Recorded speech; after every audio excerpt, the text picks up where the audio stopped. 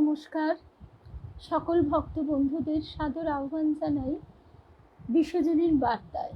বিশ্বজনীন বার্তায় আজকে আমরা শ্রী রামকৃষ্ণ পাঠচক্রে যে প্রসঙ্গটি শুনব, সেই প্রসঙ্গটি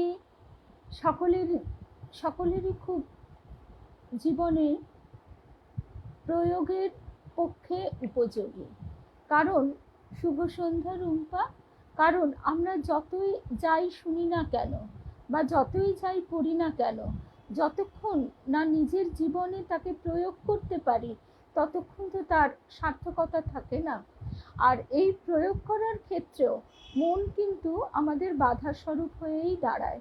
মন আমাদের নানাভাবে ছলনা করে। মন বলে ভুল করলেও তুমি সেটা ঠিক করছো এবং তার পিছনে যুক্তি খাড়া করে। এই কারণেই সৎ অসৎ বিচার করার কথা ঠাকুর আমাদের বারবার বলছেন।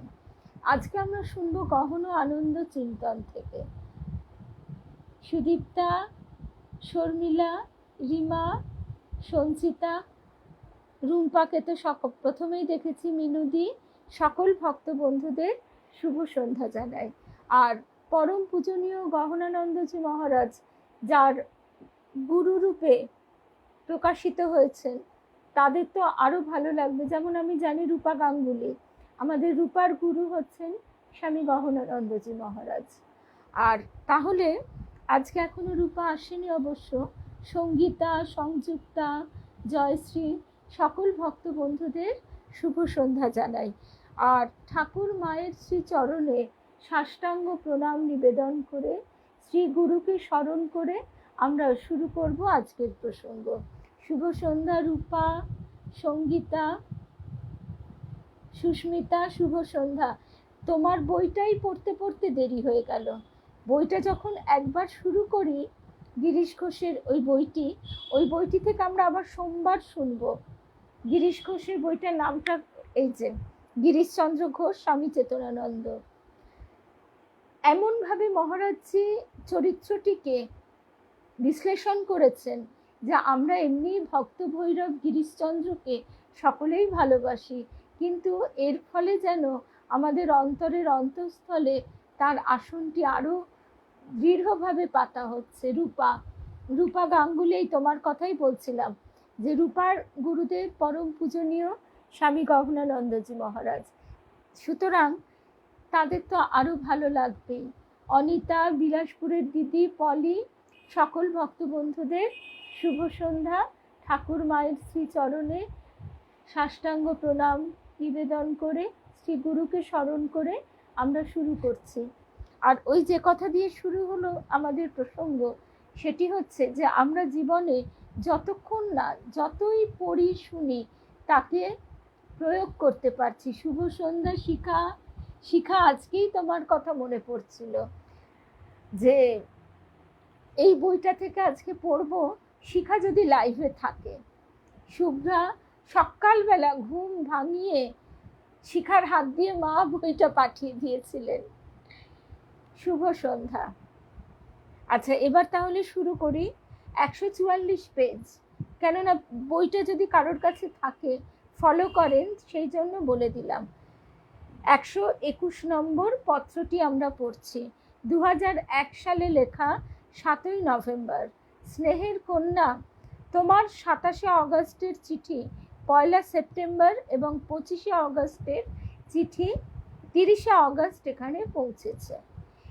এইবার মহারাজজি যে কথাগুলি বলছেন, আমরা তো সংসারী, আমাদের প্রত্যেকের কথাগুলি একেবারে অন্তরে গেঁথে নেওয়া প্রয়োজন। এই সংসারে, শুভ সন্ধ্যা সিদ্ধার্থ, এই সংসারে তোমার নিজের বুদ্ধি অন্য কাউকে দিতে পারবে না, বা তোমার বুদ্ধি অনুযায়ী সে চলবে তাও তুমি আশা করতে পারো না। আমাদের সবচেয়ে কাছের জন কারা? বিবাহিত সম্পর্কে স্বামী, সন্তান, তারপরে আরো আত্মীয় স্বজনরা থাকে। আর বিবাহ পূর্ব মানে আমাদের জন্ম, যারা বিবাহ পর্বে প্রবেশ করেন না তাদের হচ্ছে মা বাবা।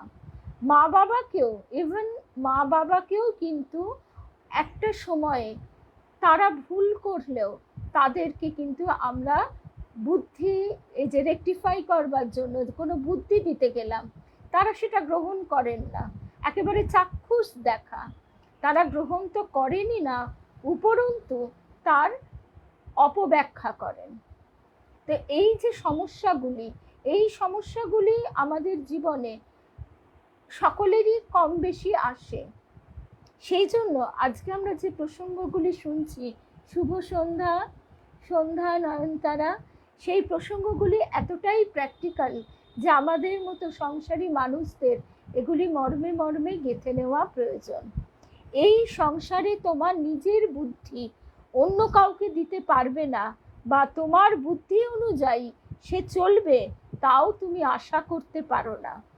বলপূর্বক তুমি তাকে পরিবর্তন করতে পারবে না। হঠকারিতার আশ্রয় নিও না।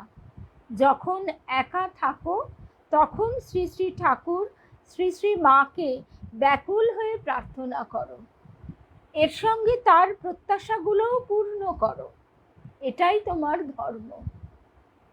তুমি মনে করছো যে তোমার ব্যবহারের জন্য সে অন্য কোথাও তার সুখের সন্ধান করবে, যে কথা তোমাকে বলা হয়েছে তার ফল ভালো নাও হতে পারে। এখানে যেহেতু আমরা একপাক্ষিক পড়ছি চিঠিগুলি, মানে মহারাজজি উত্তর দিয়েছেন, তার সমস্যাটা আমরা কিন্তু জানতে পারছি না। সে কোথায় কিভাবে সুখের সন্ধান করবে সে প্রসঙ্গ আলাদা, কারণ আমাদের প্রত্যেকের শুভ সন্ধ্যা রুদ্রাণী, কারণ আমাদের প্রত্যেকের জীবনের চলার পথটা আলাদা, সমস্যাটাও আলাদা। কিন্তু একটা ওভারঅল একটা সমস্যা আমরা ফেস করি, তার বিশ্লেষণ আমরা এখানে শুনছি। সংসারের স্বরূপ ভালো করে বুঝে নাও। এর অর্থ হলো যে তোমার নিজের মনের স্বরূপ এবং তোমার সংস্কারের সঙ্গে ভালোভাবে পরিচিত হওয়া। এই কথাটা একটু বোঝার চেষ্টা করি যদি, তাহলে শুভ সন্ধ্যা টিঙ্কু, রিয়া, এখন রিয়া বাচ্চা মেয়ে, ওর পক্ষে এই প্রসঙ্গগুলি পুরো বোঝা অসম্ভব, আমরাই বুঝতে পারি না। তবু এই যে শুনতে শুনতে তার একটা ছাপ পড়ে। শুভ সন্ধ্যা রুমাদি, রিনাদি, আমাদের মতন এই যারা জীবনের এতটা পথ পেরিয়েছি তাদের জন্য কিন্তু বিশেষ, আজকে একটু দেরি করে ভক্ত বন্ধুরা আসছেন, কিন্তু এত মানে প্রসঙ্গটি এতটাই গুরুত্বপূর্ণ, আমি চিঠিটা আর একবার পড়ছি, কিন্তু এরপর তো আর হবে না। এই সংসারে তোমার নিজের বুদ্ধি অন্য কাউকে দিতে পারবে না, বা তোমার বুদ্ধি অনুযায়ী সে চলবে তাও তুমি আশা করতে পারো না। বলপূর্বক তুমি তাকে পরিবর্তন করতে পারবে না। হঠকারিতার আশ্রয় নিও না। এই যে অনেক সময় খুব হঠাৎই মনে পড়ে গেল, আমার বাবাকেই আমার গুরুদেব বলেছিলেন, পুত্রকে কখনো বাড়ি থেকে বেরিয়ে যাও কথাটা বলবে না।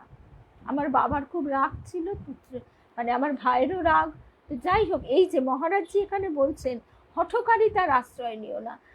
বাবা হয়তো তার মঙ্গল চেয়েই তাকে ভাবছে এইভাবে আমি শাসন করব, কিন্তু না, মহারাজজি এখানে বলছেন তুমি তাকে পরিবর্তন করতে পারবে না বলপূর্বক। আমরা যদি কাউকে ঠেলে দিই সে কাঁটায় আটকে যেতে পারে, কাদায় পা পিছলে পড়তে পারে, এটা আমার ব্যক্তিগত অনুভূতি।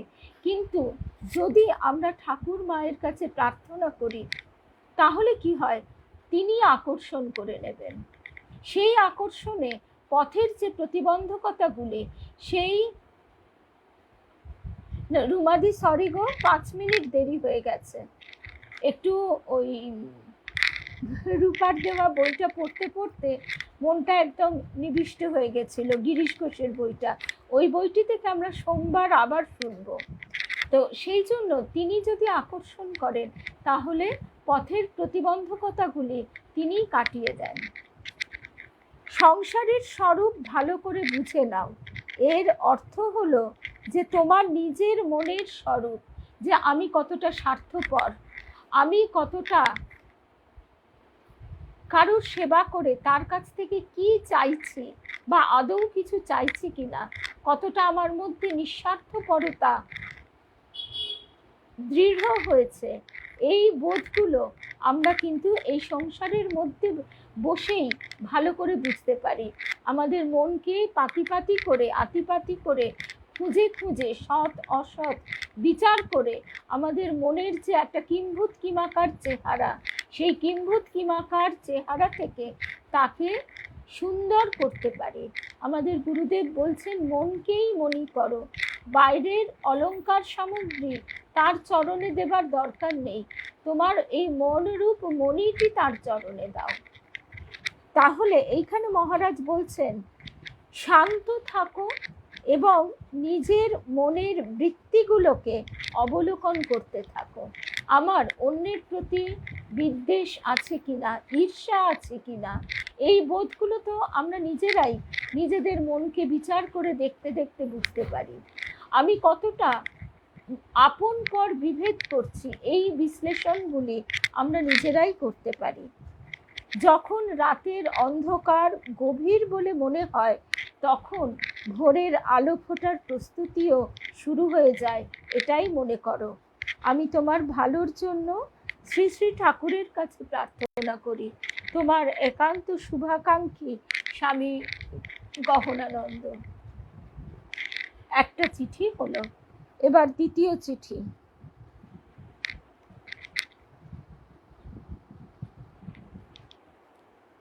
Page number 146। 7ই নভেম্বর 2001 সালে চিঠিটি লেখা হয়েছে। তোমার 1 সেপ্টেম্বরের চিঠি 5ই সেপ্টেম্বর এখানে পৌঁছেছে। অবহেলার প্রতি সচেতন থাকলে তুমি নিশ্চিন্ত থাকো, আর অবহেলা হবে না। পোরবন্দরে স্বয়ংসেবকদের কি করতে হয়, কতজন লোকের থাকার ব্যবস্থা আছে, এই প্রসঙ্গগুলি আমরা সেইভাবে বুঝতে পারছি না। তার কারণ হচ্ছে যে আমরা চিঠিটি তো শুধুমাত্র মহারাজজির উত্তরটা পড়তে পারছি। এরপর মহারাজজি যে কথাটি বলেছেন, সেই কথাটি বিশেষ প্রণিধানযোগ্য। শুভ সন্ধ্যা লক্ষ্মী, আবিরা, জয়ন্তীদি, রুমাদি, শুভ সন্ধ্যা। মন্ত্রের জপ যান্ত্রিক করো না, মন্ত্রের জপ যান্ত্রিক করো না। এই রকম করলে মনে একটা অভিমান উৎপন্ন হয়। কিরকম, এই কথাটা কেন মহারাজজি বললেন? আমরা যদি মনে করি আমি সারাদিনে 3 বার জপ করি, কেউ ভাবছে আমি সারাদিনে 5 বার জপ করি, আমি সারাদিন ধরে জপ করি, কিন্তু সে জপটা হচ্ছে যান্ত্রিক, অর্থাৎ মনের সেই ব্যাকুলতা নেই, জপ করতে হবে, আমি জপটা করে যাচ্ছি আর মন কিন্তু ততক্ষণে উড়ে বেড়াচ্ছে। অথচ যেহেতু জপ করছি, তখন আমাদের একটা অভিমান আসছে, অহংকার আসছে যে আমি এত জপ করছি। মহারাজজি বলছেন, স্বামী গহনানন্দজি মহারাজ কিভাবে জপ করতে হবে। জপ এইভাবে করতে হয় যেমন কোনো মা তার হারিয়ে যাওয়া সন্তানের চিন্তায় দিন রাত কান্নাকাটি করে। সন্তান যদি হারিয়ে যায়, তার থেকে সন্তানের মৃত্যু দেখাও বোধহয় ভালো। দুটোর তুলনা করলে দ্বিতীয়টা ভালো। তার কারণ হচ্ছে, হারিয়ে যাওয়া মানে সে কি অবস্থায় আছে আমরা বুঝতে পারছি না। আমাদের খাওয়া শোয়া সমস্ত কিছু একেবারে ধ্বংস হয়ে যায়, বুকের ভেতর করকর করে কাটে করাতের মতো, সেটা আমরা ভাবলেই শিউরে উঠি। শুভ সন্ধ্যা শ্রাবণ, লক্ষ্মী, শুভ সন্ধ্যা। তাহলে মহারাজজি কি কতটা তুলনাটা কতটা তীব্র সেটা বোঝাবার জন্য বলছেন। জপ এইভাবে করতে হয় যেমন কোনো মা তার হারিয়ে যাওয়া সন্তানের চিন্তায় দিন রাত কান্নাকাটি করে। জপ করার উদ্দেশ্য তাই, আর ওটা তখনই সম্ভব হয় যখন তোমার মন এই জগতের জঞ্জাল থেকে সরে শুদ্ধ পবিত্র হয়ে উঠবে। বর্তমানে আঙুল কর দিয়ে জপ করো। জপের উদ্দেশ্য হচ্ছে মনকে নির্মল পবিত্র করা। সুতরাং জপে প্রত্যেকটি বর্ণের উচ্চারণে শরীর, মন, বুদ্ধি ইত্যাদি তোমার সত্তার প্রত্যেকটি অঙ্গকে যতদূর সম্ভব উপভোগ করতে হবে। যেমন কাপড়ে রং করার সময় দেখতে হয় কাপড়ের প্রত্যেক ভাগে রং হয়েছে কিনা। একটা কাপড় যদি রঙের গামলাতে চুবিয়ে দেওয়া হলো, কিন্তু এরকম কুকড়ে মুকড়ে চুবিয়ে দেওয়া হলো, রংটা কি সুন্দরভাবে সমানভাবে পুরো কাপড়টায় লাগবে? লাগবে না, কোথাও কোথাও খাপছাড়া খাপছাড়া সাদা সাদা থেকে যাবে। সেই রকম মহারাজজি বলছেন যে যেমন কাপড়ে রং করার সময় দেখতে হয় কাপড়ের প্রত্যেক ভাগে রং হয়েছে কিনা, সেইরূপ জপ করার সময় তোমার পুরো সত্তাকে লাগিয়ে দাও যেন সে ওটাতেই রঙিন হয়ে যায়। আহারে মণিদীপা, আমি শ্রাবণের কাছে খবর পাই, খবরও নিই। মণিদীপা ভালো হয়ে থাকো, ভালো হয়ে ওঠো। আর কি বলবো, ঠাকুর মায়ের কাছে এইটাই প্রার্থনা করি। এখানে আবার আমরা প্রসঙ্গে ফিরে আসি। আর একটা কথাও, যা না পারে বৈদ্যে তা পারে বৈদ্যনাথে, তার উপর পরিপূর্ণ ভরসা রাখো। আমাদের কর্ম ক্ষয় হয় রোগ ব্যাধিতে, আমাদের কর্মফল প্রারব্ধ ভোগ করতে হয়, তবু তার শরণাপন্ন হলে যেখানে ফাল বেঁধুতো সেখানে ছুঁচ ফুটবে, এই ভরসাটা নিত্য রেখো। আচ্ছা, এই যে কাপড় রঙিন করার কথা মহারাজজি বলছেন, এখানে রবীন্দ্রনাথের একটা গানের কথা খুব মনে পড়ে গেল। গানের কথাগুলো এইরকম: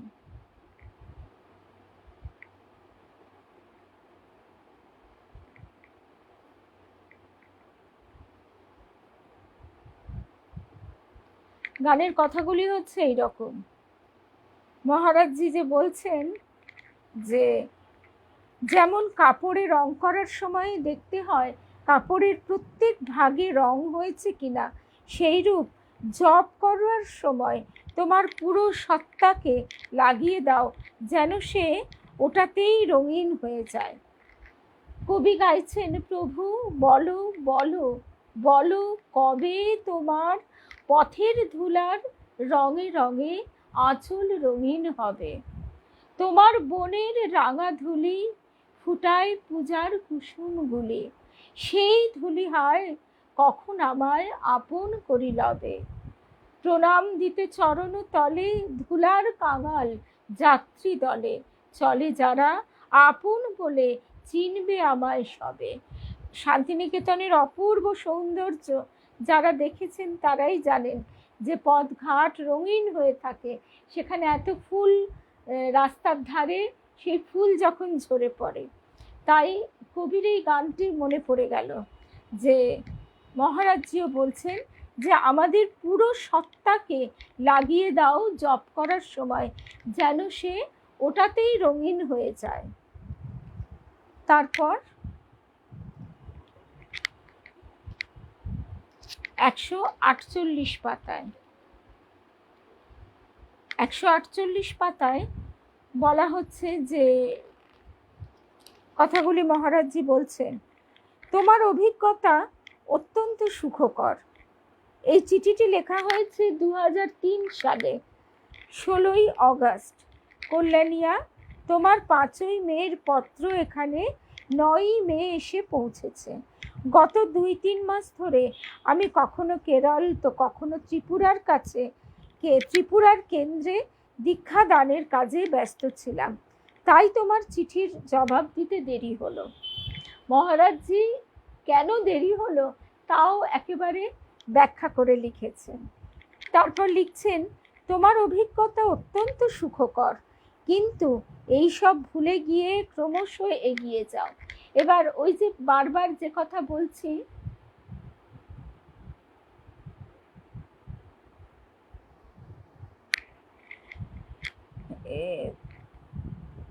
কোথায় গেল? হ্যাঁ, তোমার অভিজ্ঞতা অত্যন্ত সুখকর।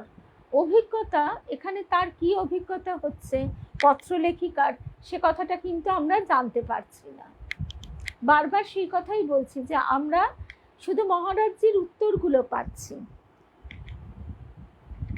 হতে পারে তার কোনো বিশেষ স্বপ্ন দর্শন বা সূক্ষ্ম দর্শন বা কোনো অনুভূতি হয়েছে।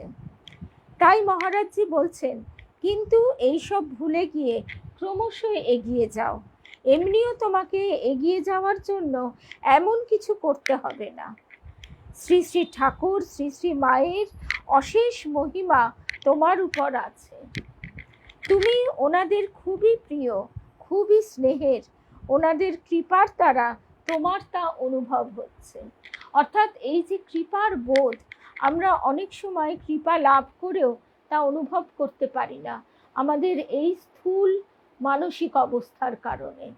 আমাদের গুরুদেব শ্রী শ্রী তারক ব্রহ্ম তারাদাস বলতেন, কৃপার বোধে আনন্দ। তুমি যে কৃপা পেয়েছ সেই বোধে আনন্দ। এখানেও মহারাজজি বলছেন যে তুমি ওনাদের খুবই প্রিয়, খুবই স্নেহের। ওনাদের কৃপার দ্বারা তোমার তা অনুভব হচ্ছে। রেলগাড়ি কোনো একটি স্টেশনে দাঁড়িয়ে আছে এবং পাশে কোনো মেলা হচ্ছে, এবং তুমি সেই মেলা দেখার জন্য যদি রেলগাড়ি থেকে নেমে পড়ো, তো তোমার এগিয়ে যাওয়া আর হবে না। অর্থাৎ পথে আমাদের কোনো বিশেষ অভিজ্ঞতা হলেও শুধু সেইখানে আটকে থাকলেই চলবে না। কিন্তু তুমি আমাকে মনে মনে বলতে পারো, আমি বুঝে নেব। মহারাজজি এতটা ইঙ্গিত দিচ্ছেন। শুভ সন্ধ্যা মৌসুমী, স্বপ্নাদি, সঞ্চিতা, একদম বোধে আনন্দ। একদম রিনাদি লিখছে, শরীরের অঙ্গ প্রত্যঙ্গে ছড়িয়ে দাও নাম জপের সুবাস। প্রতি নিমেষ নামের নির্মলতায় হৃদয়ের কলুষতা হয়ে যাবে হ্রাস। একদম আমাদের স্বভাব কবি রিনাদির কলম থেকে, কলম নয়, এখানে তো আবার টাইপ থেকে অপূর্ব ছন্দে ঝরে পড়ল মহারাজজির কথাটা। আচ্ছা, এখানে মহারাজজি এই যে আরো একটি কথা বলছেন, গুরু এবং শিষ্যের যে সম্পর্ক, সেইটি তিনি কিভাবে বলে দিচ্ছেন। আমরা অনেক সময় বিশ্বাস অবিশ্বাসের দোলাচলে দুলি, আমি নিজেও তুলেছি, গুরুদেবের কাছে মনে মনে বলে এসেছি, আবার এটাও বলেছি যে সত্যি তুমি কি শুনতে পাও, তাহলে তার প্রমাণ চাই। এখানে মহারাজজি স্বয়ং বলছেন, তুমি আমাকে মনে মনে বলতে পারো, আমি বুঝে নেব। মনে মনে শিষ্য বলবে, গুরু বুঝে নেবেন। কখনো কখনো লিখেও জানাতে পারো।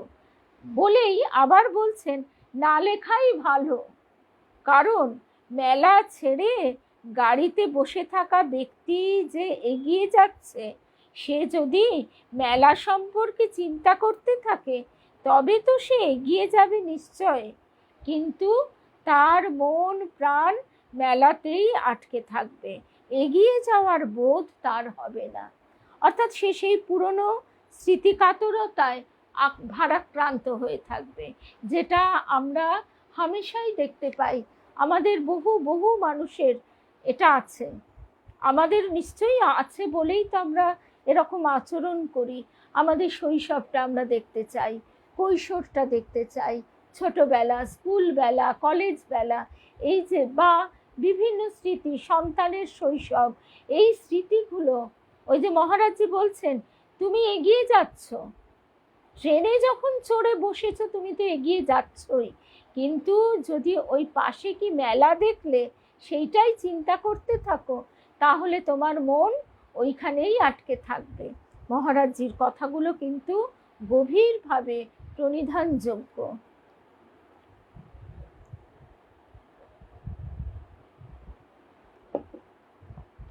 যে কারণে যারা সন্ন্যাস গ্রহণ করেন তাদের পূর্বাশ্রমের কথা নিয়ে আলোচনা করা নিষেধ থাকে।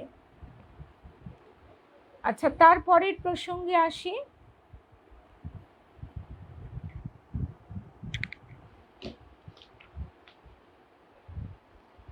করলেন মহারাজজি চিঠিটি লিখছেন, 17ই জুলাইয়ের চিঠি, এখানে 21শে জুলাই পৌঁছেছে। মাল্টিমিডিয়া পাঠ্যক্রমে ভর্তি হয়েছ কি? অর্থাৎ শিষ্যের সমস্ত কিছু ব্যাপারে গুরু কতটা সচেতন, সমস্ত কিছু তিনি জানতে চাইছেন। আমি শ্রী শ্রী ঠাকুর, শ্রী শ্রী মা এবং স্বামীজি মহারাজের কাছে প্রার্থনা করি যেন ওনারা তোমার ইচ্ছাগুলোকে পূর্ণ করেন, তোমাকে স্বাবলম্বী করে তোলেন। তারপরে মহারাজজি যে কথাটা বলছেন, গরিব ক্ষুধার্তদের ভোজন করানোর ইচ্ছা ত্যাগ করে ওটাকে শ্রী ভগবানের দর্শন করার ইচ্ছাতে পরিবর্তন করো। এই বইটায় এই সামান্য একটা চিঠির মধ্যে লাইন আছে যে এই একটা কথা বুঝতে হয়তো আমাদের 1 মাস লেগে যায়, যদি আমরা শুধু সেই কথাটির উপর ধ্যান করি। এই কথাটার মানে কি? গরিব ক্ষুধার্তদের ভোজন করানোর ইচ্ছা ত্যাগ করে ওটাকে শ্রী ভগবানের দর্শন করার ইচ্ছাতে পরিবর্তন করো। অর্থাৎ আমরা এই কর্মযোগ করে কিছু কিছু কাজের মধ্যে নিজেদের যুক্ত করতে চাই, ঈশ্বরের সেবা, জগতের সেবা ইত্যাদি, কিন্তু সেটাই মুখ্য নয়। গরিব ক্ষুধার্তদের ভোজন করাবার জন্য জগন্মাতা অন্নপূর্ণাই আছেন, আমি নেই, কিন্তু আমার অহংকার আমাকে সেই জায়গায় বসানোর ধান্দা করছে। তার এটাই ধান্দা যাতে আমি অহংকারে জর্জরিত হয়ে পড়ি। তাহলে কি হবে?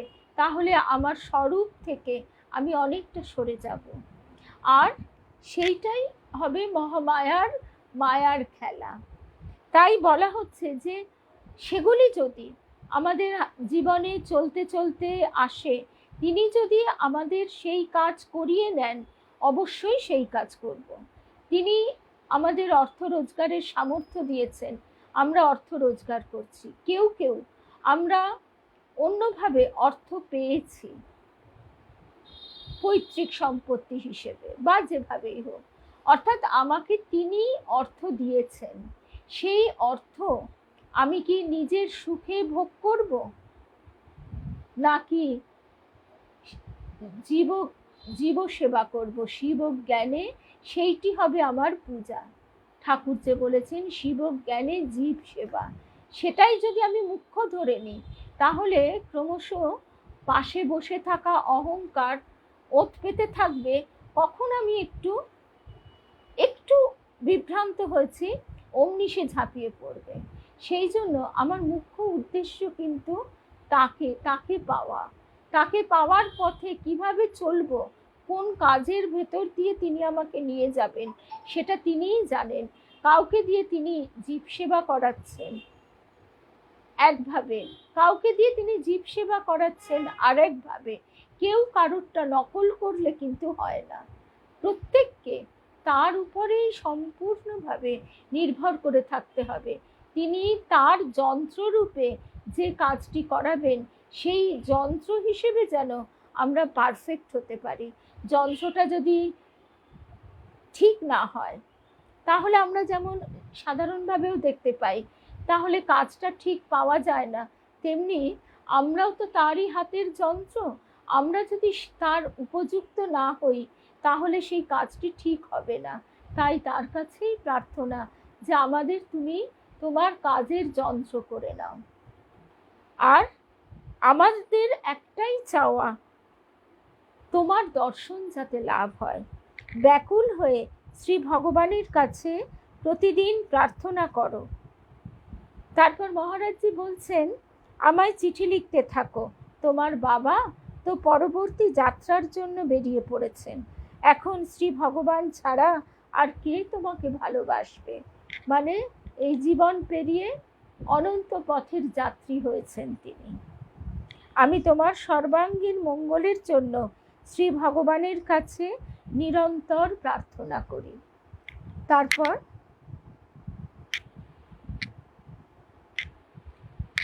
পেজ নাম্বার 149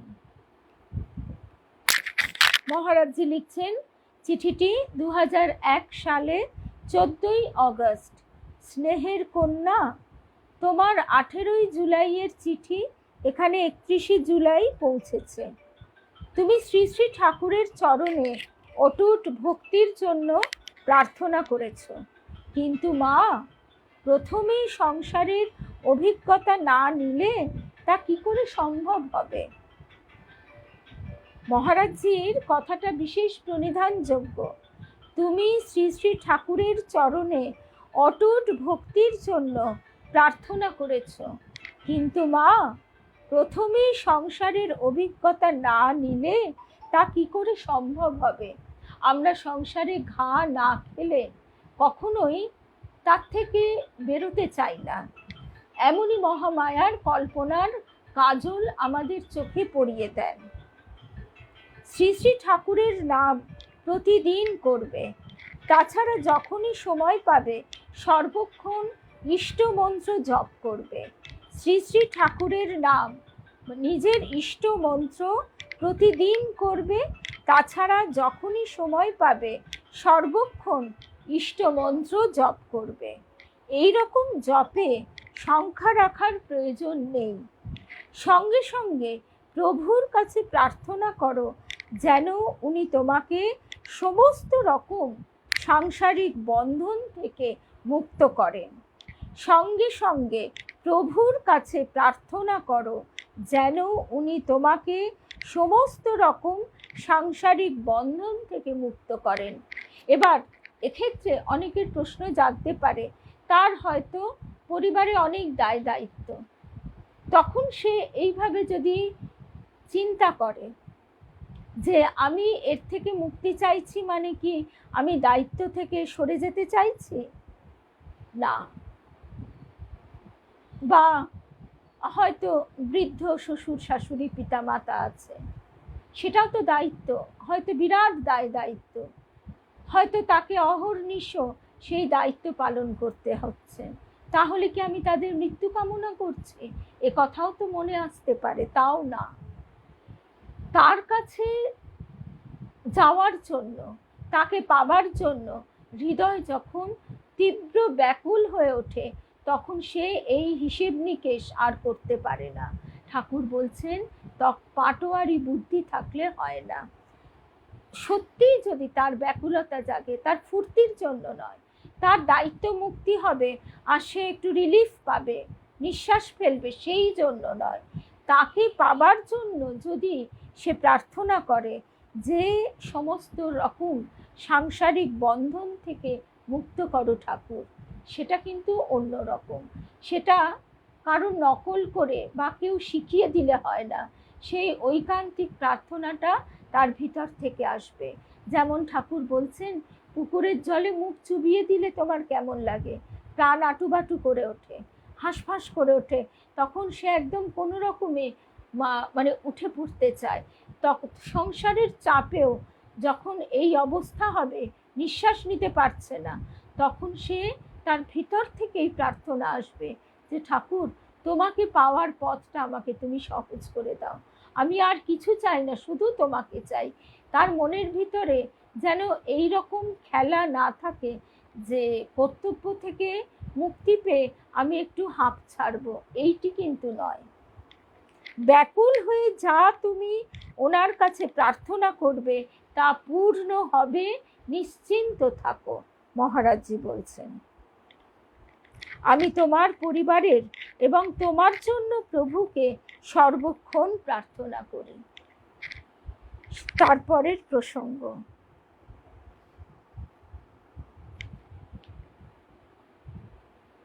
তারপরের প্রসঙ্গ 150 পাতা।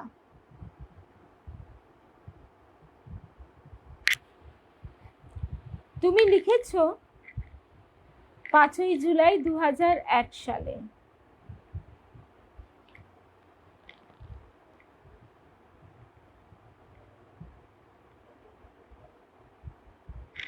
আচ্ছা, তার আগে আরেকটি চিঠির একটা লাইন পড়ি। সেই চিঠিতে মহারাজজি বলছেন, এখন 20-25 বছর পর্যন্ত প্রভুর নাম জপ করতে থাকো। আমরা কতটা অধৈর্য, আমরা ভাবি এই দীক্ষা নিলাম, 1 বছর হলো, 2 বছর হলো, এর মধ্যেই আমার একটা বিরাট পরিবর্তন ঘটে যাবে, আমার আশপাশের একটা বিরাট পরিবর্তন ঘটে যাবে। মহারাজজি বলছেন, এখন 20-25 বছর পর্যন্ত প্রভুর নাম জপ করতে থাকো। তোমাকে তা নিয়ে এখন ভাবতে হবে না, বা 25 বছরের যোজনা তৈরি করতে হবে না, অর্থাৎ আমি এইটা করব, ওসব ভাবতে হবে না। তোমার বর্তমানে যে কাজ তোমার সামনে আসছে সেটা করো এবং নাম জপ করে যাও। যার নাম তুমি জপ করছো তার দয়ায় তোমার সব কিছু হয়ে যাবে। যার নাম তুমি জপ করছো তার দয়ায় তোমার সব কিছু হয়ে যাবে। মহারাজজি বলছেন শুভ সন্ধ্যা। তারপরের চিঠিটি তুমি লিখেছ যে তোমার হৃদয়ে লৌকিক কোনো আকাঙ্ক্ষা নেই, কিন্তু বাস্তবে তা নয়। যদি বাস্তবে তা হতো তবে তোমার সমাধি হয়ে যেত। তুমি জানিয়েছ হাজার রকমের চিন্তাধারা তোমার মনে নিরন্তর আসতে থাকে। সন্ন্যাসের জন্য আমি তোমাকে বিগত চিঠিতে লিখেছি। আমি তোমাকে কঙ্খল সেবাশ্রমে যোগাযোগ করতে বলেছিলাম। এখন তোমার কী ধরনের জিনিস প্রয়োজন আমাকে জানাতে বলেছিলাম। কলকাতায় কৈলাস আশ্রম বা রামকৃষ্ণ মঠের মতো কোনো সংস্থা যারা তোমাকে সন্ন্যাস দিতে পারে আমার ঠিক জানা নেই। আমি এও জানি না কি করে আমার সান্নিধ্যে তোমার সন্ন্যাস হতে পারে। এই রকম হয় না। আমার বিগত চিঠিগুলি পড়ো এবং সেই অনুযায়ী কাজ করো। তুমি জানিয়েছ অনেক চেষ্টা করার পরেও তোমার হৃদয়ে ধ্যান মূর্তি আসে না। এই সম্পর্কে আমি তোমাকে আমার কথাগুলো অনুসরণ করতে বলেছিলাম, কিন্তু তুমি ধৈর্যহীন হয়ে পড়ছ। ধৈর্যের খুব অভাব তোমার। এই জীবনে ধৈর্যের খুবই প্রয়োজন। ধৈর্যশীল হও, প্রভুর উপর নির্ভর করো, সর্বক্ষণ ওনার নাম নিতে থাকো, যা চাইছো সব পেয়ে যাবে। এখন দেখো কি করতে পারো। আমি প্রভুর কাছে তোমার জন্য প্রার্থনা করি।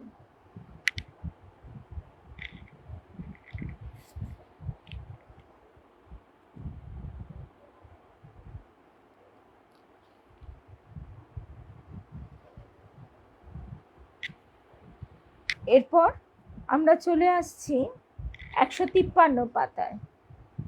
এটা খুবই ভালো যে নিয়মিত জপ করার সঙ্গে সঙ্গে তুমি রামকৃষ্ণ কথামৃত পাঠ করছো।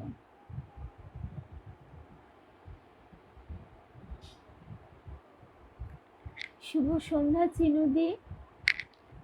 এটা খুবই ভালো যে নিয়মিত জপ করার সঙ্গে সঙ্গে তুমি রামকৃষ্ণ কথামৃত পাঠ করছো। তুমি নিশ্চিন্ত থাকো এবং এটা বিশ্বাস করো যে তোমার ইষ্ট দেবতা ওনার পবিত্র নাম জপ করার জন্য তোমার উপর কৃপা বর্ষণ করছেন। উনি তোমাকে এই রকম নিয়মিত চলার জন্য শক্তি প্রদান করে থাকবেন। উনি ওনার শক্তির দ্বারা তোমাকে ঈশ্বর প্রেরিত জীবনযাপন করতে প্রেরণা প্রদান করবেন। অর্থাৎ আমরা যে তার দিকে তাকাতে পারছি, তাকে ভালোবাসতে পারছি, তার পথে চলবার ইচ্ছা জাগছে আমাদের, এটা কিন্তু তারই শক্তিতে। উনি ওনার শক্তির দ্বারা তোমাকে ঈশ্বর প্রেরিত জীবনযাপন করতে প্রেরণা প্রদান করবেন, যা তোমার মনোবাসনা সব পূর্ণ করবে। যেমন কোনো একজন শিক্ষক তার শ্রেণীর দুষ্টু ছাত্রের ওপর নজর রাখেন। একদম শিক্ষা বা আমাদের যে সমস্ত শিক্ষক বন্ধুরা আছেন তারা এটা খুব ভালো বুঝতে পারবেন। যেমন কোনো একজন শিক্ষক তার শ্রেণীর দুষ্টু ছাত্রের ওপর নজর রাখেন এবং সেই দুষ্টু ছাত্রটি আর কোনো রকম গোলযোগ সৃষ্টি করতে পারে না, ঠিক তেমনি তুমিও নিজের অন্তরে ওঠা খারাপ চিন্তাগুলোর উপর নজর রাখবে, আর তোমার কোনো ভয় থাকবে না। মন তো বারবার চেষ্টা করবে, আমাদের যে পুরনো সংস্কার সেইগুলো একদম ভুরভুর করে উঠতে থাকে, কিন্তু যখনই সে দেখে যে আমরা ধরে ফেলেছি, তাকে আমরা শাসন করছি, তখন সে মাথা নত করে। সেই দুষ্টু ছাত্রটি আর কোনো রকম গোলযোগ সৃষ্টি করতে পারে না। যখন শিক্ষক তার সেই শ্রেণীর দুষ্টু ছাত্রটির ওপর নজর রাখে, ঠিক তেমনি তুমিও নিজের অন্তরে ওঠা খারাপ চিন্তাগুলোর ওপর নজর রাখবে, আর তোমার কোনো ভয় থাকবে না। আমার পূর্ণ বিশ্বাস আছে যে নিরন্তর ঈশ্বরীয় চিন্তায় নিমগ্ন থাকলে দয়া, ধৈর্য, বিনয় ইত্যাদি সদ্গুণগুলোর উদ্রেক হবে। আচ্ছা, এইটি আজকে আমাদের শেষ প্রসঙ্গ।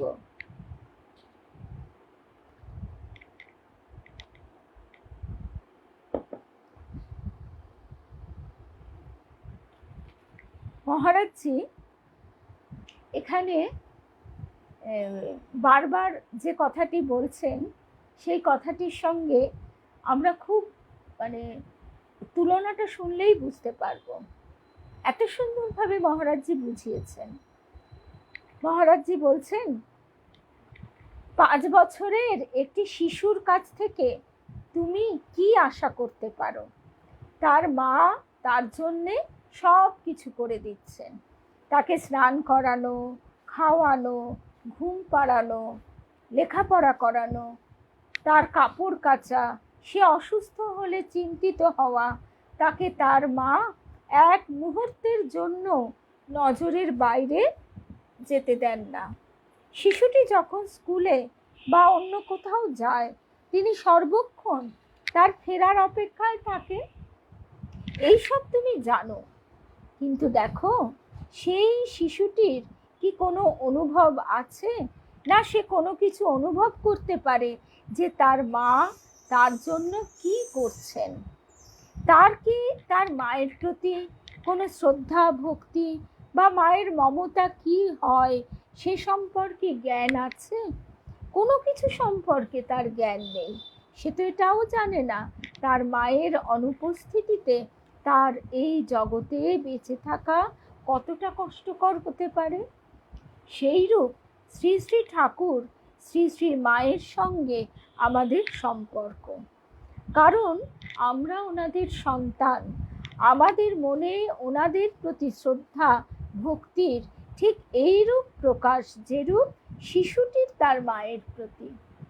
অর্থাৎ একটা ছোট বাচ্চা, তার তো কোনো বোধই নেই তার মা বাবা তার জন্য কি করে, কতটা করে, বা মা বাবা না থাকলে কি হতে পারে। অনেক সময় আমরা দেখি মা কি বাবা মারা গেছে, বাচ্চাটা হয়তো খেলা করে বেড়াচ্ছে, কিন্তু তার মায়ের সঙ্গে তার সম্পর্ক কি কেউ অস্বীকার করতে পারে? কেউ কি বলতে পারে ওদের দুজনের সত্তা একই সত্তা নয়? ঠিক তেমনি তুমিও শ্রী শ্রী ঠাকুর, শ্রী শ্রী মায়ের সঙ্গে অভিন্ন। বর্তমানে ওনাদের সেবা গ্রহণ করতে থাকো। চিন্তা করো কথাগুলো। বর্তমানে ওনাদের সেবা গ্রহণ করতে থাকো, তারপর সঠিক সময়ে তুমিও মা হয়ে উঠবে। আজকে আমরাই তো ঠাকুর মায়ের কাছে সেবা নিচ্ছি। ভাবা যায়? আজকে একটু ভাবলেই বুঝতে পারবে। আমরা বিশেষ করে যখন গায়ে জল ঢালি, প্রকৃতি মাকে লোকে বলে, অনেকেই বলে প্রকৃতির প্রতিশোধ। প্রকৃতি মা প্রতিশোধ নেয় না। প্রকৃতি মা উজাড় করে, এই যে তার উপর এত অত্যাচার, তবু সে আমাদের খাদ্য, জল, বাতাস দিয়ে যাচ্ছে। মায়ের আঁচলের স্পর্শ তো আমরা এভাবেই পাই। তাই মহারাজজি বলছেন, ঠিক তেমনি তুমিও ছোট শিশুর মতো শ্রী শ্রী ঠাকুর, শ্রী শ্রী মায়ের সঙ্গে অভিন্ন। বর্তমানে ওনাদের সেবা গ্রহণ করতে থাকো। এই যে আমরা যে আমাদের মায়ের কাছ থেকে সেবা পাই, বা ডাক্তার, নার্স বা এদের কাছ থেকে সেবা পাই, টিচারের কাছ থেকে আলো পাই, শিক্ষা পাই, কত মানুষের কাছ থেকে কত জ্ঞান বুদ্ধি পাই, এ সমস্তই তো ঠাকুর মায়ের সেবা। গুল্লু ফোন করেছিল 2 বার, তাদের কাছ থেকেই তো পাওয়া সেবাটা।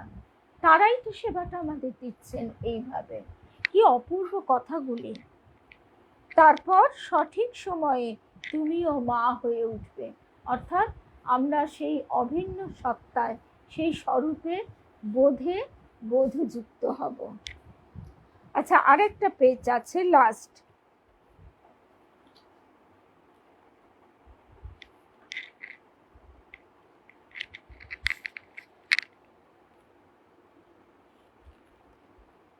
এই যে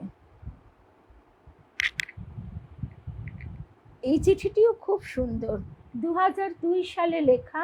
এটি, হ্যাঁ একদম, এটা গভীর অনুভূতির ব্যাপার।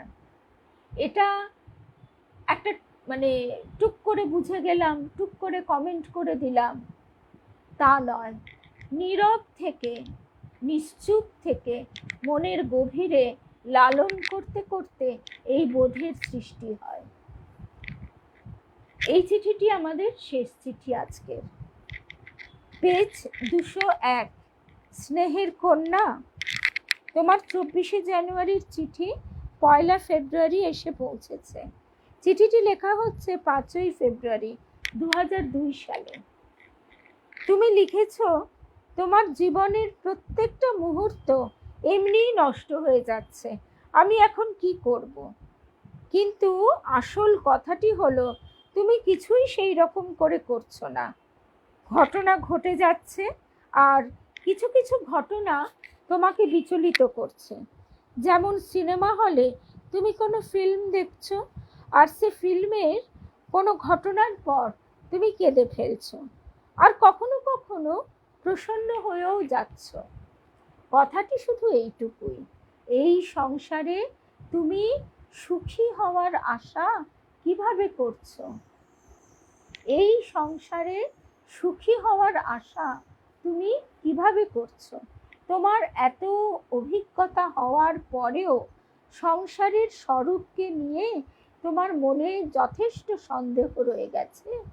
শ্রী শ্রী মায়ের, শ্রী শ্রী ঠাকুরের, স্বামীজি মহারাজের, গুরু ভাইদের, মঠের আজ পর্যন্ত যত সাধু সন্ন্যাসীদের জীবনে কি তুমি কোথাও সাংসারিক সুখ দেখতে পাচ্ছ? যদি ওনাদেরকে প্রসন্ন চিত্ত মনে হচ্ছে, সেটা এই জন্য যে সাংসারিক দুঃখ ওনাদেরকে কষ্ট দিচ্ছে না। কি অদ্ভুত কথাগুলো আমাদের বিশেষভাবে বোঝার চেষ্টা করা প্রয়োজন। যদি ওনাদেরকে প্রসন্ন চিত্ত মনে হচ্ছে, সেটা এই জন্য যে সাংসারিক দুঃখ ওনাদেরকে কষ্ট দিচ্ছে না। ওনারা সবাই সংসারের স্বরূপের সঙ্গে পরিচিত।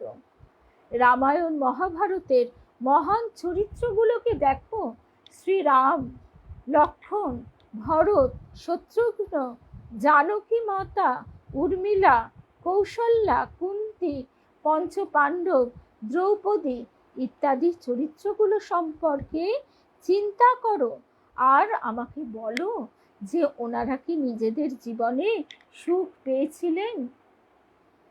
শ্রী চৈতন্য, মীরাবাই, গৌতম বুদ্ধ, নানক দেব, কবির দাস, যীশুখ্রিস্ট, ওনারা এই সংসারে কি সুখ পেয়েছিলেন? তাই ইদানিং যা কাজ করে যাচ্ছ, যাদের সেবা করার অধিকার পেয়েছ, মনে করো ঈশ্বরেরই সেবা করে যাচ্ছ। এই বুদ্ধি দিয়ে তাদের সেবা করে যাও। তাই ইদানিং যা কাজ করে যাচ্ছ, যাদের সেবা করার অধিকার পেয়েছ, মনে করো ঈশ্বরেরই সেবা করে যাচ্ছ। এই বুদ্ধি দিয়ে তাদের সেবা করে যাও। তোমার বুদ্ধি এই কথার উপর দৃঢ় হয়ে গেলে তুমি নিশ্চিন্ত হয়ে যাবে। এই সংসার থেকে পাওয়ার মতো কিছুই নেই, শুধু নিজের সামর্থ্য অনুসারে সেবা করতে হবে। এই হবে প্রভুর সেবা। এমন অহংকার কখনো করো না যে প্রভুর সমস্ত লীলা তুমি বুঝে নিয়েছ। মনে প্রাণে সবাইকে সেবা করে যাও। শ্রীরাম, শ্রীকৃষ্ণ, শ্রী চৈতন্য, শ্রীরামকৃষ্ণ ইত্যাদি সকলে তাই করে গেছেন। তোমাকেও এটাই করতে হবে। উড়িষ্যাতে 2 বছর আগে ঝড় এসেছিল, সব কিছু ধ্বংস হয়ে গেছিল, কিন্তু জনসাধারণ ঝড়ে পীড়িত লোকদেরও সেবা করেছে। তুমিও ঝড় দেখে ঘাবড়ে যেও না, তুমিও ঝড় দেখে ঘাবড়ে যেও না। আমি আগের মতোই শ্রী শ্রী ঠাকুরকে তোমার আধ্যাত্মিক উন্নতির জন্য প্রার্থনা করি। জয় রাম কৃষ্ণ, জয় রাম। অনেক অনেক ভালোবাসা শিখা। এই অপূর্ব বইটি আমরা সবাই পাঠচক্রে শুনছি, চেষ্টা করব নিজেদের জীবনকে এই আলোতে আলোকিত করতে। জয় রাম কৃষ্ণ, জয় মা, জয় রাম কৃষ্ণ।